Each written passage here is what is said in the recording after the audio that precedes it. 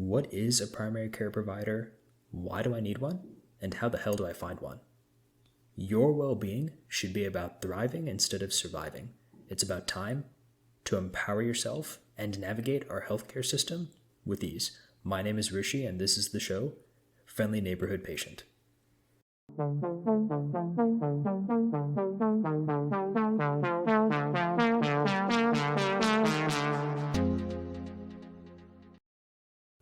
Contacting a primary care provider or primary medical doctor is a great first move when you need a new health issue addressed or if you want preventative care and guidance. These are the professionals you want to have a great relationship with. You should not settle for seeing an absolute jerk of a doctor, regardless of how great he or she may be. Getting effective medical care from a professional should not be like a fast food drive-thru or vending machine. You cannot hit a button related to your problem and expect a bag of magic pills, at least most of the time. So why should you invest in your relationship with a PCP? The answer would be continuity. Just like how your social media apps get better at reading your mind based on your activity, your medical care tends to improve when a professional follows you for enough time. So what kinds of primary care providers are out there? Internists usually see patients above 18 years old and pediatricians below 18. Family medicine doctors see patients of all ages and are the true jack of all trades in the medical field. Ladies can certainly designate a gynecologist as a PCP, but in some cases, insurance plans may place restrictions on doing that, so definitely check if your health plan makes you pick an internist or other traditional PCP instead. Older patients with chronic and or several complex issues may also consider a geriatrician as a PMD. Even though you will hear me say you need a doctor for this and you need a doctor for that, the patients considering themselves to be perfectly healthy may find a better match with a different healthcare professional like a family nurse practitioner instead, where the patient can have various primary needs addressed, but can still get referred to a specialist when needed. It is more important to strike a balance here. Make sure to have a medical provider who has both expertise and professional courtesy.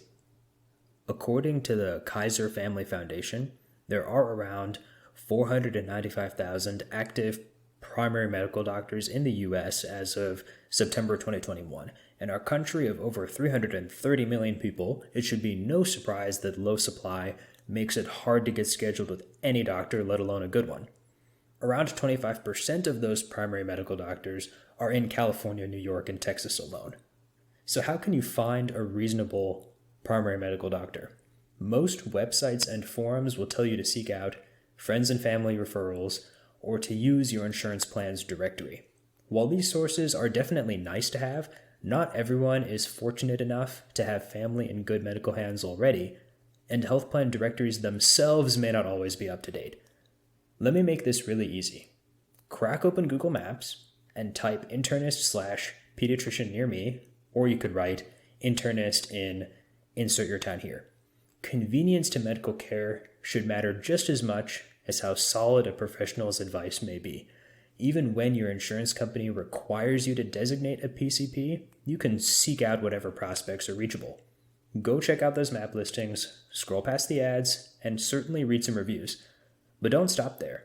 If you want another sophisticated tool to complement your impeccable Google search, see Medicare's physician comparison site, which I'll have linked on my Substack's homepage, easily found at rishinagala.substack.com.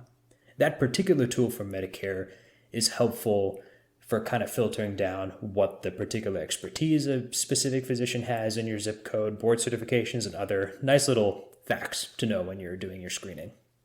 Now for the good part. It is better to hear things from the horse's mouth and actually contact the prospective medical offices you're seeing on your phone screen. Good offices want to have nice conversations with new patients and are usually willing to go over all the nuances with you. There is no reason to be shy. Let me give you a few basic questions to ask for improving your screening process. Here's the first thing to open up with. Do you take new patients? If you get a yes here, then you should follow up with asking what to expect with the first visit. Given that you are new, there is more history for the primary care provider to collect. Some physicians give new patients more time for the opening visit, or change the overall structure of the appointment to best accommodate you. The office's response to describing how new patients are treated should matter a lot in your screening process. The next thing to cover is this: does your physician have experience treating the condition that I have? Your expectations here, of course, would vary based on your social, personal, and family history. But understanding if a prospective doctor has been treating patients with certain conditions for XYZ number of years is a great thing to know regardless. We know already that PCPs treat you for a wide variety of conditions. That being said, we all know what an iPhone does, but we still check what the features and specialties are for each new generation. This is why it is helpful to know what kind of tilt a prospective doctor has. Now it would be reasonable to ask another necessary question at this time rather than later. Does your doctor and facility take my insurance? Although you should expect a yes or no answer to this, you should remember that there are a gazillion variations of plans under each insurance network. This is why it is best to have your insurance card handy when you ask that question to clarify what specific health plan you have. You are now making the office staff's job and your screening process easier. The last effective question to ask, which tends to be overlooked, is, can I get labs and tests performed at the clinic itself? When your new PCP gives you some orders to fill, you do not want to realize right then that you need to go to another facility to get additional medical care done. Some primary care facilities are fully equipped to have a test drawn on site, but it is easy to know for sure when you ask about their setup over the phone. If all of the aforementioned questions are answered to your satisfaction, it is worth scheduling a visit for sure. Now you have made it through the first major hoop in screening your primary medical doctor prospects. It is important to do your research here because you are ideally going to see your PCP once a year to stay on top of things. If you wait until a busy season like the last few months of the year to squeeze in a physical, you will not get to the clinic in a timely manner. I can guarantee that. Leaving a 6-month calendar reminder on your phone to schedule a visit later makes this part easier.